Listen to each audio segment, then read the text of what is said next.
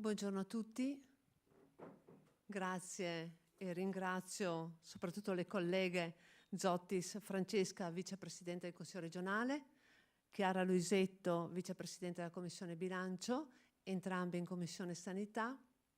Ringrazio la capogruppo Vanessa Camani che dovrebbe essere presente a breve, il collega ovviamente Jonathan Montanariello con cui stiamo lavorando per investire e cercare di proporre alla Regione un progetto per la non autosufficienza. Ringrazio l'associazione AITSAM nella persona di Silvana Marzagalli, ringrazio la Covesat nella persona di Salvatore Liard, ringrazio Clara Orlando che non vedo ma dovrebbe arrivare dell'associazione Alzheimer Venezia e ringrazio Tommaso Todesca per la Codeca, ringrazio Luigi Zanò di Vicenza, Paolo Righetti della CGIL e ringrazio Diana Donatella che non può essere presente ma che assisterà alla conferenza da remoto. Allora, noi in Veneto abbiamo una situazione che dobbiamo assolutamente prendere in considerazione seriamente e cercare di risolvere con delle riforme e con maggiori investimenti. Noi abbiamo 328.000 anziani non autosufficienti over 65 in Regione Veneto, di cui 47.000 hanno avuto accesso almeno un giorno nelle strutture residenziali. Abbiamo 347 strutture residenziali, di cui circa 17.000 posti nel pubblico e 17.000 circa nel privato convenzionato. Abbiamo quindi 33.000 posti accreditati e 4.000 circa in programmazione. Vedremo dagli accessi agli atti che oltre 10.000 sono in lista d'attesa, che i finanziamenti non aumentano e che anche la cura domiciliare presso l'assistenza a domicilio è limitata. Perché? Perché la non autosufficienza comprende anche ovviamente il più grande ospedale che è la casa. Allora, se voi pensate che nel 2023, da relazione sociosanitaria, noi abbiamo avuto circa 2.156.000 accessi erogati in Regione Veneto per circa 145.000 pazienti assistiti, voi capirete che pochi sono stati gli accessi annuali per ogni assistito. Basti fare una semplice divisione che in media sono 18 accessi, 14,8 accessi in un anno. Vuol dire sì che raggiungiamo una buona quota di persone non autosufficienti, ma a domicilio non portiamo l'assistenza che sarebbe dovuta. E quindi abbiamo fatto un'analisi di quella che è la situazione per capire cosa e come la Regione dovrebbe provvedere per risolvere la questione. Allora, se noi vediamo il fondo per la non autosufficienza, partendo dal 2021 al 2024, il totale complessivo è di circa 844 milioni di euro. Voi pensate però che circa 540 sono quelli destinati ai centri servizi, alle case di riposo, tutto il resto è ovviamente una somma che va suddivisa tra fondi disabili, residenziali, semiresidenziali, domiciliarità e altre disabilità. Per cui questi fondi che riguardano complessivamente la materia della non autosufficienza sono di poco aumentati negli ultimi anni. Ecco perché con le nostre mozioni abbiamo sempre chiesto un aumento, un investimento immediato di circa almeno 100 milioni di euro. La Regione cosa ha fatto l'anno scorso? Ha detto, vabbè, interveniamo, effettivamente la situazione è grave, mettiamo a disposizione 60 milioni in 3 anni.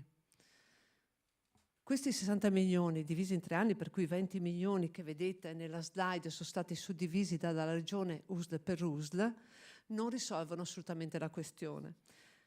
Cosa ha detto la Regione? Beh, l'invecchiamento porta con sé delle malattie croniche e degenerative, per cui hanno individuato 14.000 persone all'interno delle strutture, all'interno delle case di riposo in Veneto, che dovrebbero avere per queste malattie degenerative maggiore assistenza, per cui investono questi 20 ulteriori milioni di euro.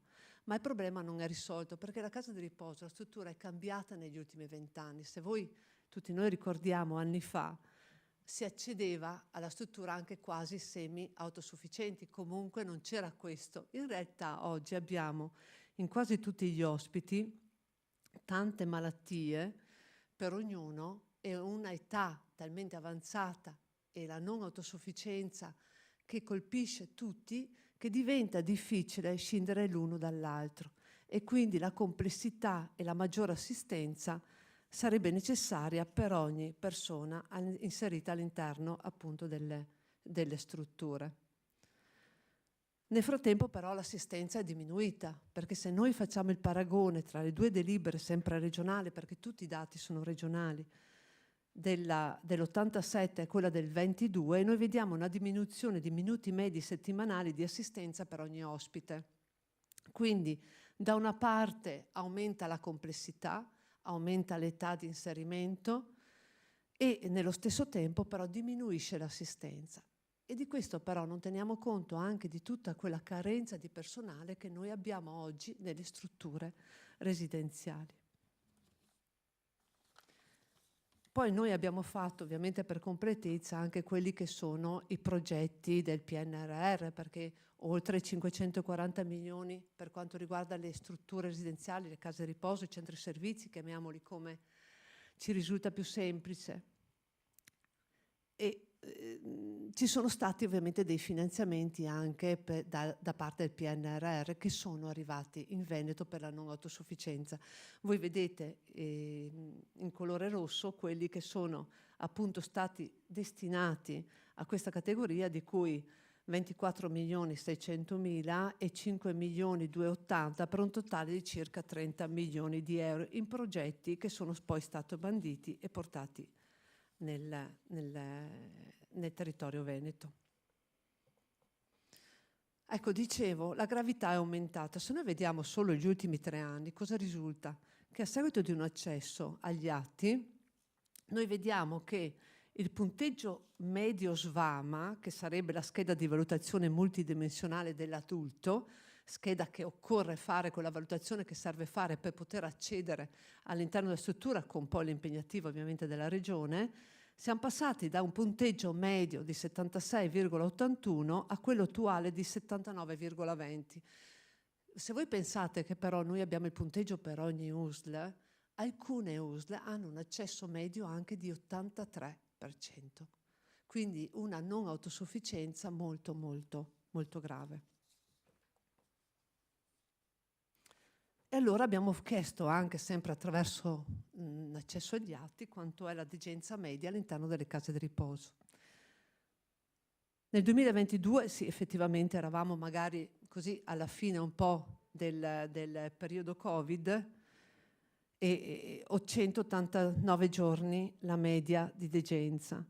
2024 213 giorni la media di degenza all'interno delle case di riposo.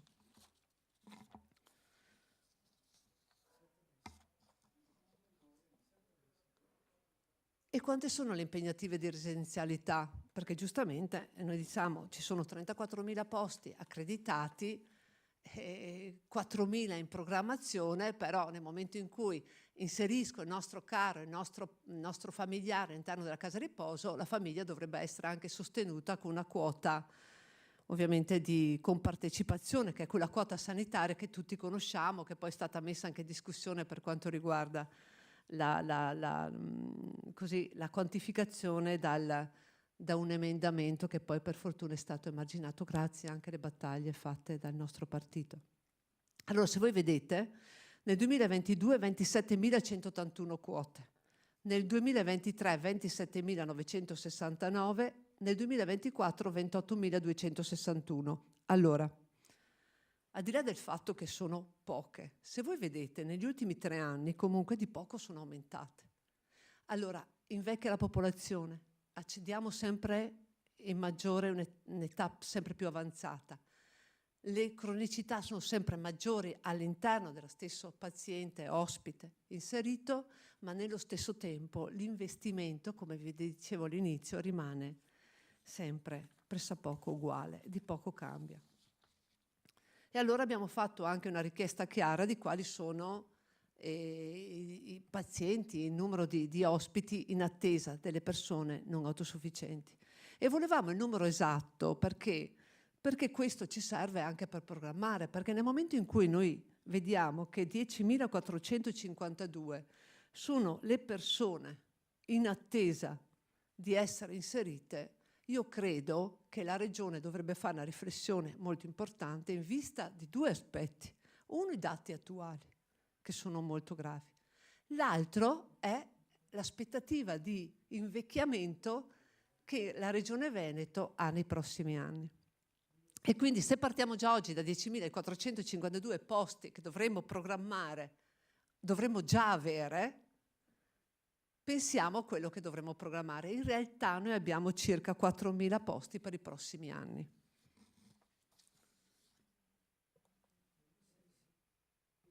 Per quanto riguarda il costo delle rette, noi sappiamo che sono circa, con impegnativa da parte della Regione, quindi con l'impegnativa e quindi col sostegno da parte della Regione, circa 1.865 era nel 2023, 1.895 euro nel 2024, 1.919 nel 2025. Senza impegnativa la famiglia, parliamo di costi medi, perché a volte sono anche più alti. Nel 2023 senza impegnativa una famiglia pagava 2.572 euro, nel 2024 2.685 euro, nel 2025 2.730. Noi arriviamo anche a 3.000-3.300 euro. Questa è solo la media, quindi costi altissimi che la famiglia deve sostenere. E quindi la differenza, eccola qua, la differenza è di 665 euro carico delle famiglie con impegnativa e senza impegnativa 158 euro. Cosa proponiamo? Il Partito Democratico fa delle proposte da tempo, noi chiediamo un investimento molto, molto forte da parte della Regione pari a 100 milioni di euro, perché non è possibile che il rincaro dei costi siano attribuiti completamente alle famiglie, non è possibile avere i servizi senza il supporto necessario per quanto riguarda il personale, e non entriamo nel merito degli stipendi, delle problematiche che ci sono. Chiediamo la riforma delle IPAB, chiediamo un tavolo di confronto, perché la prima cosa da fare è mettere a confronto sindacati, parti sociali, associazioni, rappresentanti dei familiari con la Regione, in modo tale da prendere in mano tutta la situazione della non autosufficiente e cercare di dare veramente una risposta, ovviamente credendo che la risposta si debba dare e partendo da un presupposto che occorre anche investire le risorse in certe situazioni, e un nuovo sistema dei servizi delle persone anziane, evidentemente, partendo anche magari da una proposta molto semplice che mi chiedeva, era un signore che mi ha chiamato e mi ha detto: ma io ho 90 anni, vorrei il servizio pubblico, e siccome che riesco ancora quantomeno ad essere fuori da una casa di riposo, vorrei avere anche il trasporto gratis. Potrebbe essere anche questa una proposta semplice, o quantomeno cercare di andare incontro a tutte le esigenze degli anziani, e credo che un tavolo di confronto si debba assolutamente fare. Grazie mille. Io adesso ringrazio appunto le colleghe, chiedo alla collega Francesca Zottis di intervenire, vicepresidente del Consiglio regionale. Grazie. Grazie a chi insomma ha voluto essere qui presente, e ringrazio anche perché siamo riusciti a fare un'elaborazione anche grazie ai dati e all'attività fatta sia dai sindacati sia dalle associazioni, con cui insomma si cerca comunque di avere un confronto continuo. Io mi soffermo solo su 2 punti, c'è un punto alla fine. È evidente, ormai lo stiamo dicendo tutti da tanto tempo, che manca una riforma delle IPAB. Io vorrei andare oltre, l'ho anche già detto altre volte, perché ormai è tardiva, nel senso che quando le fondamenta sono intaccate e la casa sta crollando, tu devi ricostruire tutte le fondamenta. Giustamente Anna diceva: partiamo dai tavoli di confronto. Il tema è capire che in questo momento la riforma dell'IPAB, che parlava, come c'è scritto anche nei piani sociosanitari, non si parla di case di riposo, si parla di centri di servizi per anziani. Allora io partirei da questo. È evidente che serve una riforma delle IPAB nel momento in cui parliamo dell'aspetto anche della fiscalità, perché c'è un disequilibrio proprio di tenuta anche da un punto di vista economico-finanziaria tra IPAB e le altre forme invece di organizzazione dei centri servizi per gli anziani. È anche altrettanto evidente che ce lo dicono i dati demografici, nel senso che purtroppo i bambini sono sempre meno. Questo vuol dire che il sistema di welfare a cui noi siamo abituati è un sistema che non terrà da un punto di vista anche di associazionismo, che è prezioso in questo momento, per esempio per la domiciliarità. Qui c'è Chiara, parlerà lei magari dopo del progetto di legge di caregiver, ma non terrà neanche da un punto di vista di quanto noi saremo soli. E quindi il fatto di intervenire con una riforma degli anziani che è stata solo parziale a livello nazionale, molto parziale, cercando di mettere insieme strutture, quindi centri servizi che si occupano dalla domiciliarità alla semiresidenzialità alla residenzialità, diventa prioritario. Diventa prioritario perché sennò noi continuiamo a dire che è vero che nei centri servizi per anziani ci finiscono sempre persone con meno non autosufficienza, ma chi sarà parzialmente autosufficiente o autosufficiente ma solo in futuro non avrà un punto di riferimento, perché la domiciliarità che noi conosciamo oggi non basterà e comincia già a non bastare. Allora quello che noi chiediamo oggi è sicuramente di riprendere in mano, ripartiamo da un testo che esiste, perché non possiamo neanche pensare, soprattutto a fine mandato, di partire dal nulla, che è quello presentato sulla riforma delle IPAB, e da lì però mettiamo in piedi quella che è una riforma degli anziani veneta. Altrimenti io guardo qui anche chi sta vicino ai familiari, c'è sempre qualcuno in qualche modo di escluso. C'è sempre una parte che viene, ma gli stessi direttori dei centri servizi per anziani in qualche modo, Chiara ne parlerà sulla budgetizzazione, chiamati a posteriori alla fine. La partecipazione non è la chiamata a posteriori, è la chiamata a priori. Io condivido obiettivi, risorse. Le risorse devono essere sostenibili per riuscire a non fare promesse false. Per quello che ho detto, serve una riforma generale dei centri servizi per anziani con un principio di sussidiarietà, che ad oggi è venuto meno nel momento in cui non c'è stata la riforma da un punto di vista anche fiscale delle IPAB stesse. Quindi la nostra proposta è di mettere in calendario nei pochi mesi quelli che sono in questo momento le linee anche guida nazionali, quello che è stato il decreto nazionale, cercare di capire cosa è mancato in termini di pianificazione anche relativamente proprio alla residenzialità, alla semiresidenzialità, potenziare quella che è una rete di servizi complessiva, guardando a quello che è il futuro e la presa in carico della persona quando nasce. Siamo stati molto contrari, tra virgolette, anche alla questione dell'assessorato agli anziani, non perché l'anziano non sia una priorità, ma perché la priorità è il progetto di vita della persona. Se non partiamo da questo assunto, finisce che continuiamo a dare in qualche modo fondi, ma che sono sempre tardivi e non basteranno mai, perché dare il fondo diretto alla persona e non pensare che in futuro serviranno più servizi vuol dire aver perso di vista quello che sarà comunque il futuro delle prossime generazioni. Grazie. Grazie Francesca. E Chiara Luisetto, vicepresidente della Prima Commissione, grazie. Ringrazio anch'io la vicepresidente Bigon per aver voluto fare il punto su questioni centrali per il nostro benessere, le nostre comunità, soprattutto in prospettiva, una prospettiva che non è molto lontana ma è il qui e ora. Quello a cui abbiamo assistito, ed è il punto che vorrei aggiungere in questo momento, è in questi mesi abbiamo assistito dalla sperimentazione che la Regione ha deciso di mettere in piedi, è un allontanarsi dalla scelta della persona, dalla libera scelta della persona che dovrebbe decidere in quale struttura e in quale presa in carico avere per la propria età anziana. Invece con questa sperimentazione messa in piedi per 3 anni, dal 24 al 25 al 26, noi abbiamo assistito a una spesa di 60 milioni di euro, quindi non poche risorse per un assessorato e per una realtà che ci racconta sempre che non ci sono mai abbastanza risorse per rispondere ai bisogni delle persone. Abbiamo assistito a questa spesa, a nostro avviso, in maniera sconsiderata e non ponderata, e soprattutto una sperimentazione che non era frutto di una condivisione con le strutture, di una condivisione con i familiari e di una condivisione con le famiglie, prima di tutto, ma una sperimentazione che ha seguito una sua logica e che poi si è trovata addirittura ad aver bisogno di un'ulteriore delibera che chiarisse i contenuti di questa precedente delibera. Questo ci dice quanto poco, come diceva la consigliera Zotti, sia stato ponderato e partecipato il percorso che ci ha portato qui. È una sperimentazione, a nostro avviso, che dà queste risorse non alle persone che hanno maggiori necessità, i cosiddetti fascia 3, le persone che vivono la demenza e l'Alzheimer, ma dà le risorse ai direttori generali delle ULSS, che le contrattano con gli enti gestori delle case di riposo per capire come e a quali strutture dare le risorse. Allora capiamo che così non si va lontano, perché ci si allontana dal bene delle persone e dalle risposte alle persone.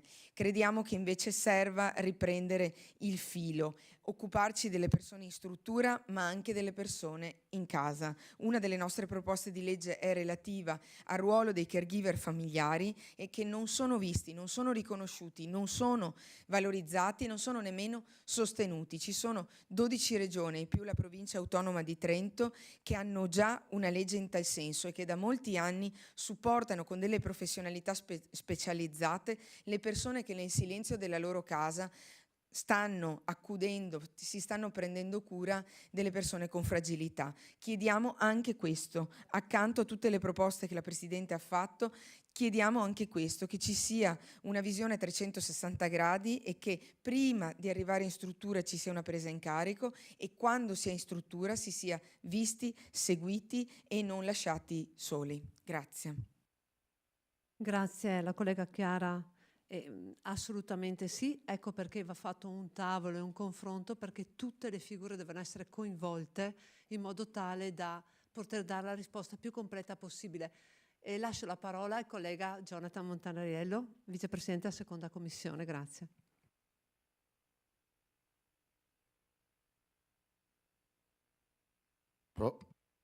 Vai. Grazie Anna, grazie a tutti i colleghi che sono intervenuti, grazie anche a chi è venuto qui oggi ad ascoltare la conferenza. Il tema che Anna mette al centro è un tema estremamente importante e contingente. E guardate, non lo voglio toccare sotto l'aspetto tecnico e politico, perché i miei colleghi hanno detto già troppo finora, però credo che sia un tema che va affrontato in modo serio e non è più rinviabile. Guardate, nel nostro lavoro quotidiano sui territori ci sono due cose che ti dicono gli amministratori locali. Il primo, che c'è un'emergenza assoluta di avere la possibilità di persone che si ricoverano all'interno della casa di riposo in un regime dove le convenzioni sono sempre meno, sono sempre più difficili da ottenere e dove molto spesso, drammaticamente, le famiglie non riescono più a farsi carico, se non hanno una capacità economica propria, di fronteggiare l'emergenza in attesa che ci sia l'accredito che ti arriva. Ed è sempre più difficile, perché se vediamo la media dei punteggi della scheda SVAMA ci rendiamo conto che oggi, se non è delle percentuali alte che vanno al 98 o al 99, tu in casa di riposo non entri. E se hai due risparmi e se hai una famiglia strutturata, forse regge andando nel privato e usando lo stratagemma che poi diventi un interno che viene chiamato. Ma se tu non hai quella capacità economica, ci troviamo di fronte a persone anziane o fragili che vengono per cause di forza maggiore abbandonate nella loro cura. Il secondo elemento è che molto spesso ci sono famiglie che, non avendo un'assistenza domiciliare, no? Ricordiamoci, io credo sempre che la sfida di una società civile come la nostra deve essere anche quella di chiedersi se la casa di riposo deve diventare necessariamente quel luogo dove si debba andare per forza quando c'è una non autosufficienza o quando c'è un'età che nell'avanzare non ti permette di poter più essere autonomo. Guardate, i dati sull'assistenza domiciliare in Italia sono tragici, siamo di percentuali del 4-5% e chi la riesce ad ottenere la ottiene per una media di 7-8 ore al mese. 4-5% e chi la ottiene va sulle 7-8 ore al mese. Questa è la media. E quindi credo che ci sia anche una sfida, che è quella culturale, in un piano vero di prevenzione che la politica deve porsi. Bisogna necessariamente arrivare sempre alla casa di riposo, ci sono forme di assistenza domiciliare e ci sono forme anche di assistenza che va messa in campo, che possa far sì che ci sia un intero insieme che protegge le fragilità, non solo il tema del ricovero all'interno di una struttura. E guardate, un'altra cosa che ci viene posta molto spesso sui territori è che i posti nelle case di riposo non ce ne sono più. non ce ne sono più e guardate, da una parte non ci sono i posti in cassa di riposo, dall'altra non ci sono i soldi per impegnative convenzioni. E allora questo vuol dire che è un mercato che sta diventando terreno di conquista da parte dei privati, perché questa è la verità, che il tema dell'assistenza sta diventando un mercato di conquista da parte dei privati. E io credo che su questo sia giusto rispettare il legittimo ruolo del privato, ma sia giusto mettere al centro una visione politica e sia giusto anche mettere al centro dell'agenda politica un investimento, perché guardate, è inevitabile, può piacerci o no, ma la popolazione invecchia. Di fronte a una popolazione come quella italiana che allunga la sua longevità, è evidente, per fortuna, che c'è la richiesta di un'assistenza che a vario titolo aumenta. L'abbiamo visto sulla ricerca dei medici di medicina generale. Superati i 65 anni, triplica le volte che tu vai dal medico di medicina generale.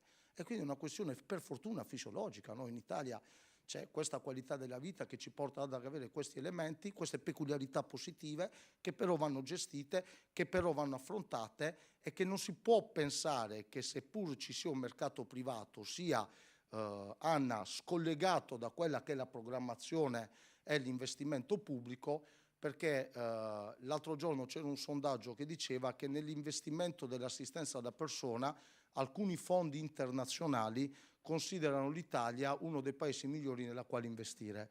Perché? Perché in Italia c'è un sistema di welfare familiare, perché in Italia c'è un sistema pensionistico che una generazione più avanti della mia produce ancora una pensione che ti dà la possibilità di poterti occupare di te stesso in molti casi, e quindi credo che su questo noi dovremmo fare una seria riflessione per il rispetto, per la cura delle persone, ma anche per avere l'opportunità, visto che siamo in una regione che vuole l'autonomia, di avere il coraggio di dire che perlomeno sui temi legati al servizio della persona noi non saremo terreno di conquista, ma con tutte le difficoltà del caso dovremmo fare una programmazione. E il fatto che siamo l'unica regione in Italia che non ha la riforma delle IPAB ci fa capire quanto questa programmazione non si voglia fare, non è mai stata al centro di questa agenda politica nonostante i proclami. Anna con le colleghe in commissione fanno bene a tenere il punto su questi temi, perché guardate, questo è un tema scomodo, dove è più facile parlare dei successi, che per fortuna in Veneto ci sono, ma non affrontare il tema degli insuccessi, che purtroppo ci sono anche quelli, ma non bisogna nascondere la polvere sotto il tappeto, perché quando si parla di salute, assistenza e fragilità, la politica non può girarsi dall'altra parte. Quindi grazie anche a tutto il lavoro che i corpi intermedi fanno, che è di forte supporto per la politica. Grazie. Grazie Jonathan. E io adesso lascerei la parola a chi vorrebbe intervenire. So di Franco Todesca? Tommaso? Grazie.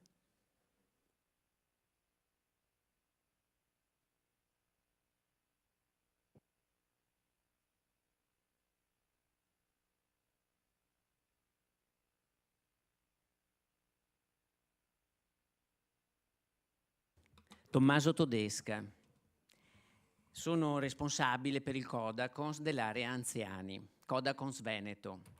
Mai come in questo caso la dicitura dell'associazione, che è un coordinamento delle associazioni di tutela dei diritti dei cittadini, degli utenti e dei consumatori cosiddetti, è appropriato per questo ruolo.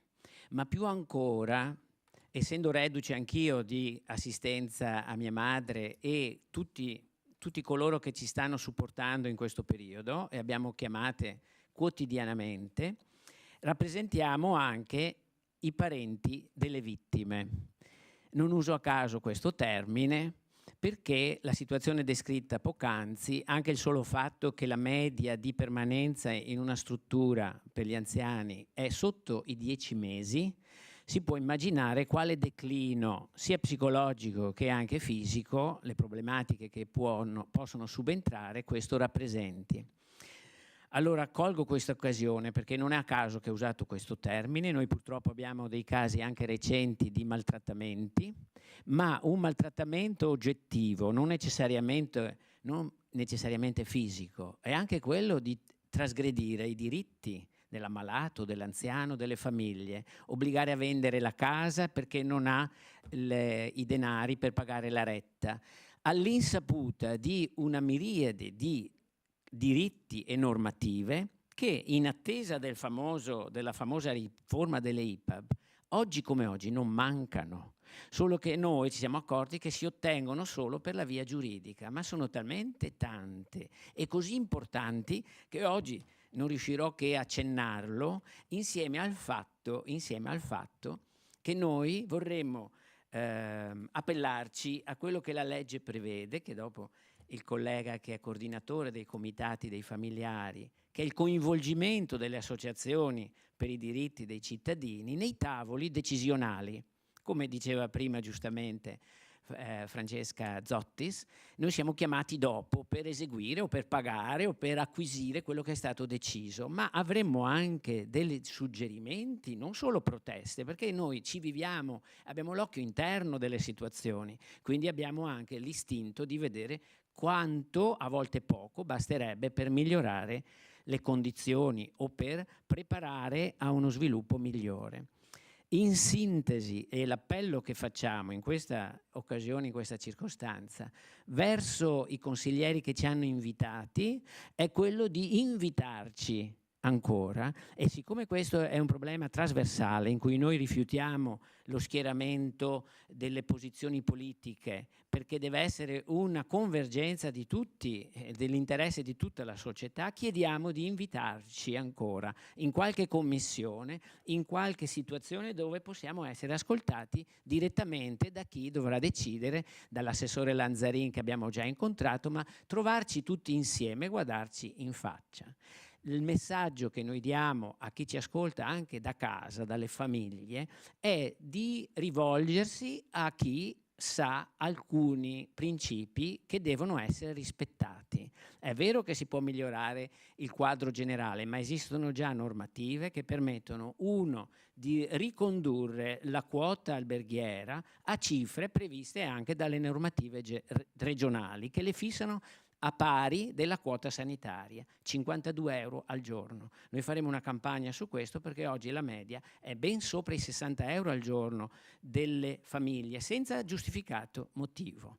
Poi c'è l'aspetto del conteggio. Un anziano non deve pagare finché ha i soldi, finché ha finito il risparmio, finché la famiglia non vende proprietà o interviene con le proprie risorse. La legge prevede che un anziano paghi secondo le sue capacità economiche e queste sono fissate molto chiaramente dalla legge e individuate in quello che è l'ISEE residenziale. Noi come Codacons le prime informazioni che diamo è di fare l'ISEE residenziale. Da lì viene matematicamente la somma che bisogna investire, non supera mai la pensione, la risorsa quotidiana dell'anziano, non va a erodere altre risorse, e questo è bene che la regione, che i comuni facciano bene i conti, attingano nuove risorse, perché questo, se applicato, più del 50% delle famiglie, invece che subire aumenti ogni anno, vedrebbe ridursi, e anche di cifre sensibili, la quota normale. Ultimo, ma basta solo un accenno, quando ci sono delle patologie che richiedono principalmente delle terapie per essere eseguite, deve essere compresa anche la quota alberghiera, e qua c'è tutta una discussione in corso, però una giurisprudenza univoca non solo nei casi di Alzheimer, ma tutti quei casi che richiedono le cure. Quindi non è che uno è ospitato perché è come andare all'albergo o perché è anziano, viene accudito nelle sue necessità normali, ma perché deve essere curato. Ecco, abbiamo visto da poco cadere dei tentativi di omettere questo servizio, ma il problema più grosso è che gli interessati non lo conoscono, quindi noi ci prestiamo a dare un servizio prima di tutto di informazione che, devo dire, le istituzioni non ci danno, o quando lo scopriamo ci mettono anche il bastone fra delle ruote o cercano di obiettare tutti i tipi di negazioni. Io mi fermo qui, ma se è raccolto la richiesta vorremmo essere invitati quando se ne può parlare compiutamente. Grazie Anna Maria, buon lavoro a tutti. Grazie a Tommaso Todesco, Todesca della Codecons. Tra l'altro ho avuto segnalazione da parte di alcuni familiari che c'è anche la difficoltà a volte di elezione di rappresentanti dei familiari all'interno delle strutture, per cui dovremmo anche prendere in mano all'interno un po' anche questa situazione. Io lascerei anche la parola, che mi pare abbia richiesto di voler intervenire, Luigi Zanon. Prego.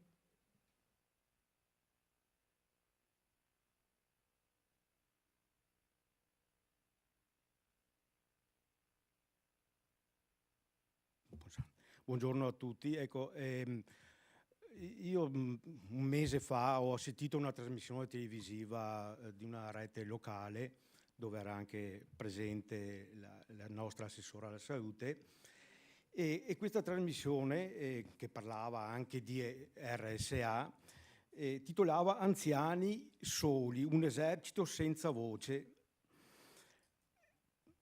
Non è così, o comunque non dovrebbe essere così, no? Nell'RSA è previsto che ci siano delle voci rappresentate dai comitati familiari. Questi comitati devono essere promossi dalle stesse strutture che purtroppo ultimamente in articoli di giornali ci hanno anche definiti sedicenti associazioni di comitati familiari. Direi che dovrebbero essere loro stessi che sono promotori di questi comitati, sì, perché secondo me serve anche a loro, non ci devono vedere come parte avversa sicuramente, no? Anzi ci devono vedere come parte collaborativa. Però qui prendo anche, trascino dentro anche la politica regionale, la politica di maggioranza della regione, che dovrebbe fare rispettare quello che loro stessi, ancora, magari non con queste persone ma con altre, nel 2001 hanno regolamentato, e cioè il fatto dell'esistenza di questi comitati. Lo hanno regolamentato con una legge, con un regolamento regionale che tra l'altro si ispira a una legge nazionale del 99, dove, e leggo anche testuale, la legge nazionale dice alle regioni di promuovere, al fine di promuovere dei rappresentanti dei cittadini, nel caso i comitati, al fine di fornire e raccogliere informazione sulle organizzazioni dei servizi. Tali soggetti dovranno comunque essere sentiti nella fase dell'impostazione, e qua è un passaggio importante, della programmazione e verifica di risultati conseguiti e ogni qualvolta siano in discussione provvedimenti su tali materie. A questo appunto si è ispirato il regolamento regionale, che anche loro in un articolo 2 che promuove la costituzione di organismi rappresentativi. Quindi, per dire, tutto questo è, diciamo, legiferato, però non è rispettato assolutamente. Quindi noi ci troviamo a dover combattere per emergere, cosa che non dovrebbe assolutamente esistere.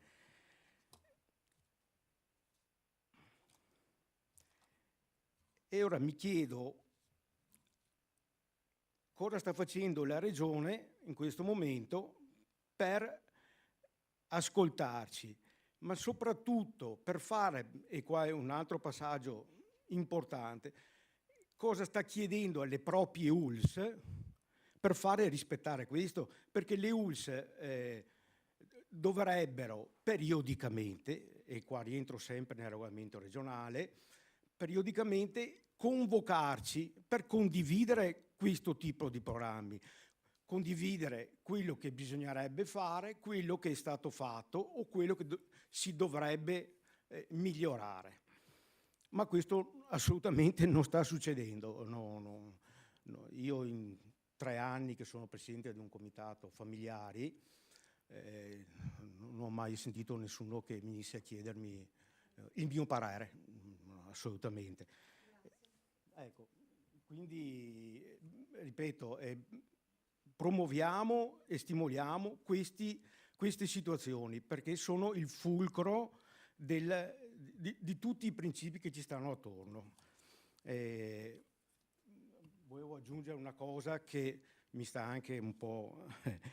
che noi avevamo in maniera quasi provocatoria detto che avevamo bisogno dell'intervento dell'esercito per rafforzare i servizi nell'RSA. E purtroppo ho visto che noi siamo stati un po' criticati, un po' così per questo, però ho visto l'esercito sulle piste da bob e penso che ci sia qualcosa da mettere a posto su questo livello. Grazie ancora, vi saluto. Grazie a Luigi Zanon del Comitato di Familiari. Effettivamente abbiamo bisogno di personale formato, deve essere formato perché noi crediamo che sia importante la qualità del servizio. Io lascerei adesso la parola a Paolo Righetti della CGIL, che ringrazio di essere presente. Grazie.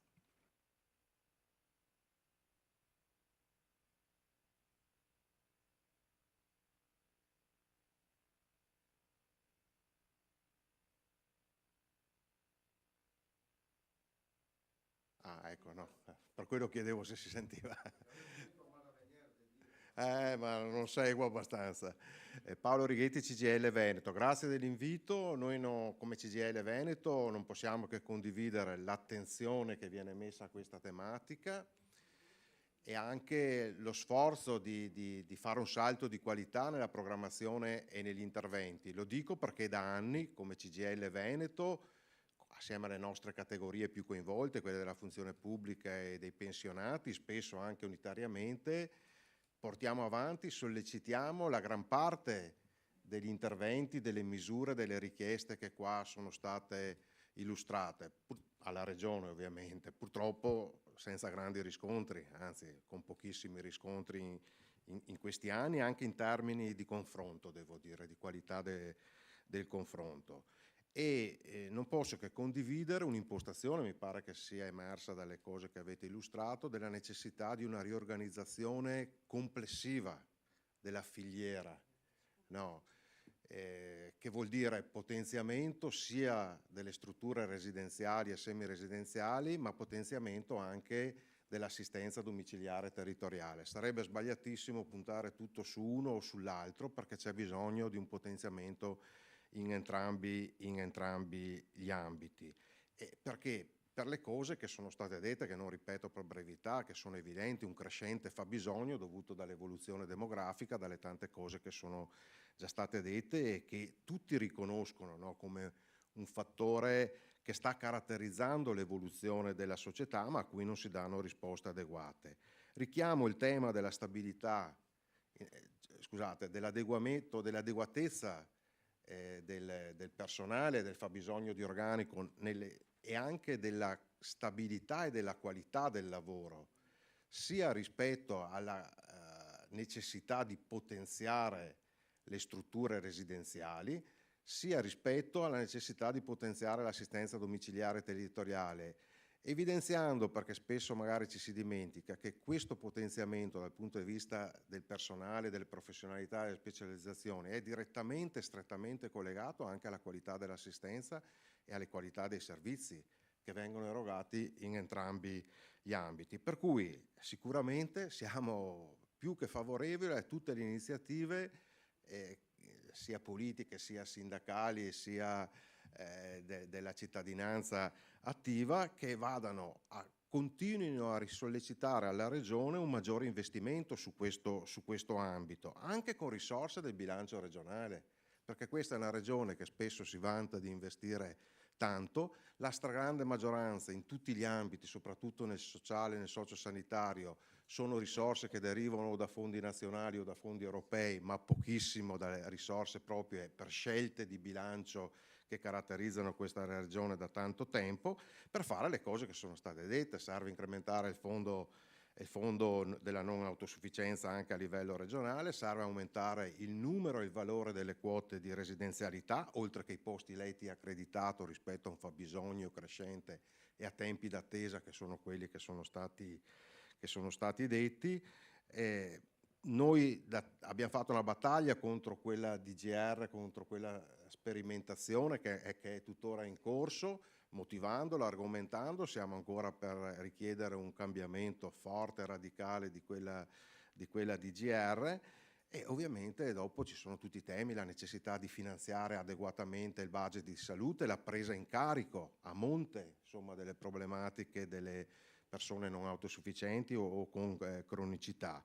Ovviamente la riforma dell'IPA oramai è diventata l'araba fenice, probabilmente diventerà la prima delle priorità delle riforme della prossima legislatura, e siamo alla quinta di quelle che ricordo io, per cui insomma non aggiungo altro. Ovviamente noi siamo per una riforma dell'IPAB che abbia quelle caratteristiche che è stato detto prima, cioè che diventino dei centri servizi dentro la filiera dell'assistenza territoriale, che abbiano natura pubblica e che salvaguardino il servizio pubblico e anche la natura pubblica dei rapporti di lavoro.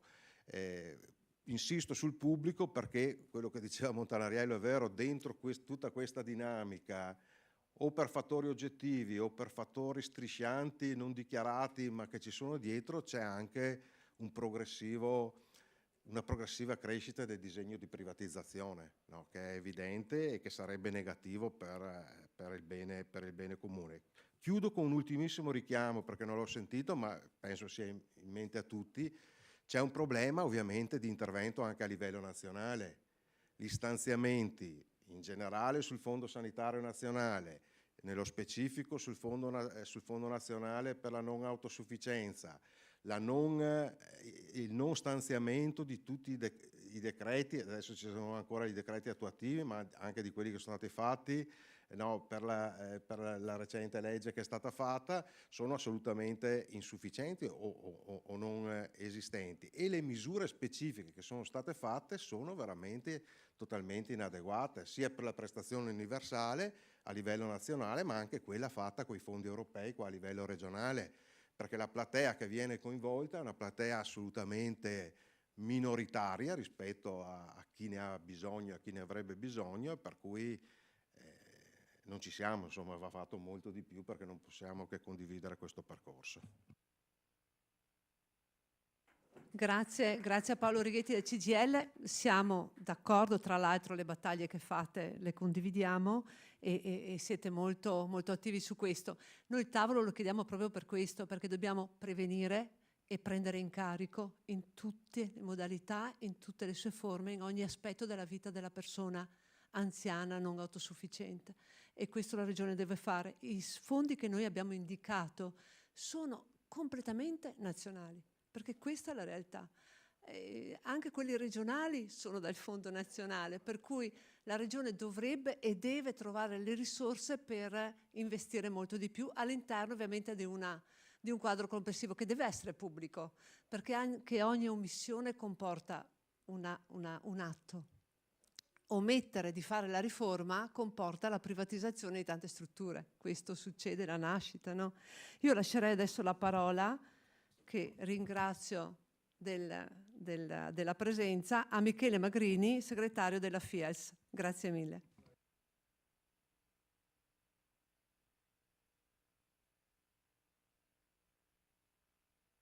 Sì, ecco.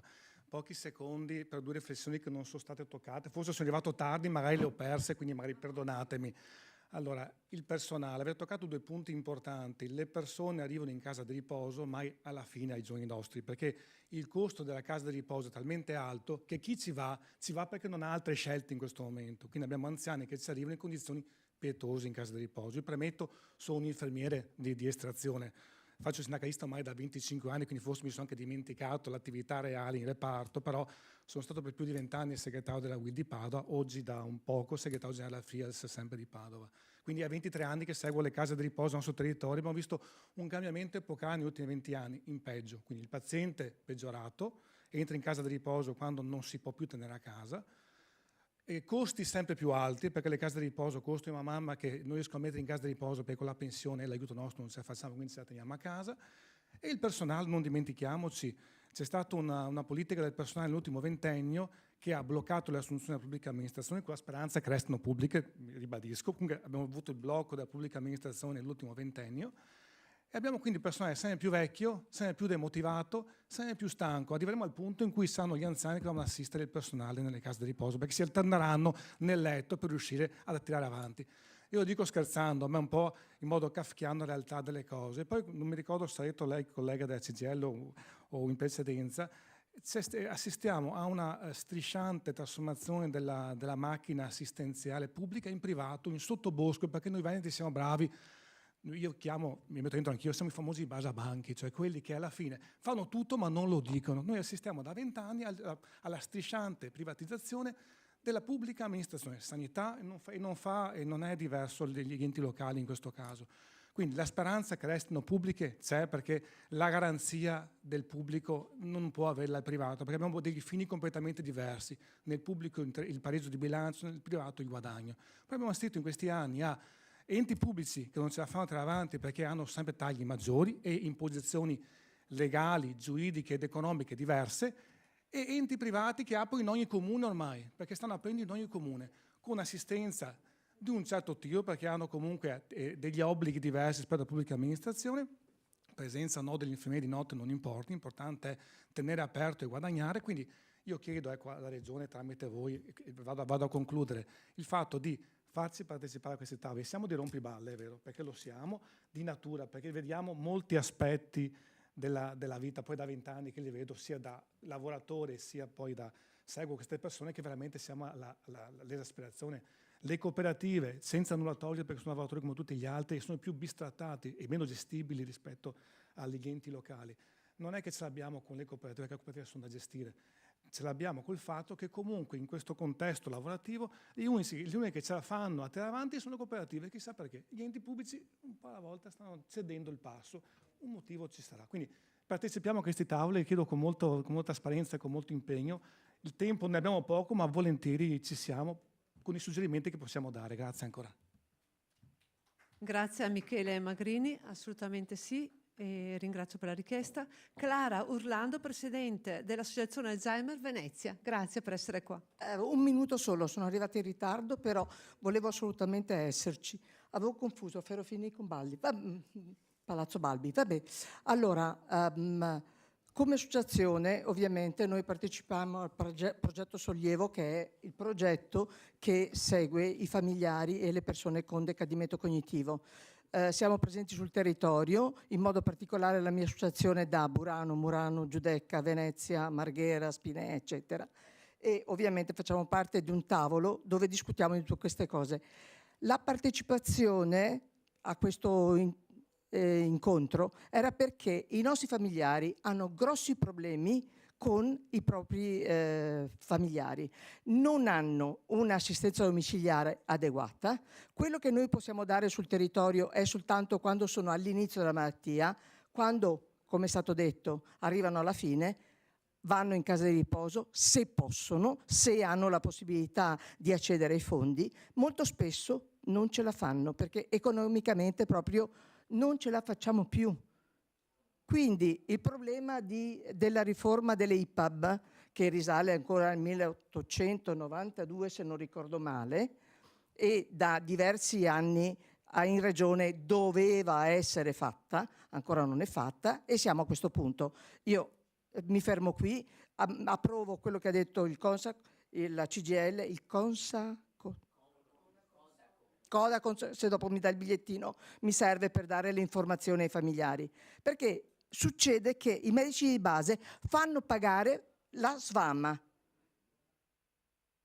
e così andiamo avanti. Ragazzi, siamo messi veramente male, non dico soltanto per queste cose qui, ma anche in termini generali rispetto alla sanità. Scusatemi se sono arrivata all'ultimo momento, però è così. Grazie Clara. Io ringrazio veramente tutti per la presenza, ringrazio tutte le associazioni, tutti quelli che si adoperano, familiari, operatori, dipendenti, strutture, che si adoperano proprio per la presa in carico di queste persone. e chiediamo alla Regione appunto un maggiore investimento, chiediamo la riforma delle IPAB con urgenza, un tavolo condiviso. Noi dobbiamo partire di qua per esaminare tutta la situazione della non autosufficienza nella sua complessità, che rimanga un servizio pubblico.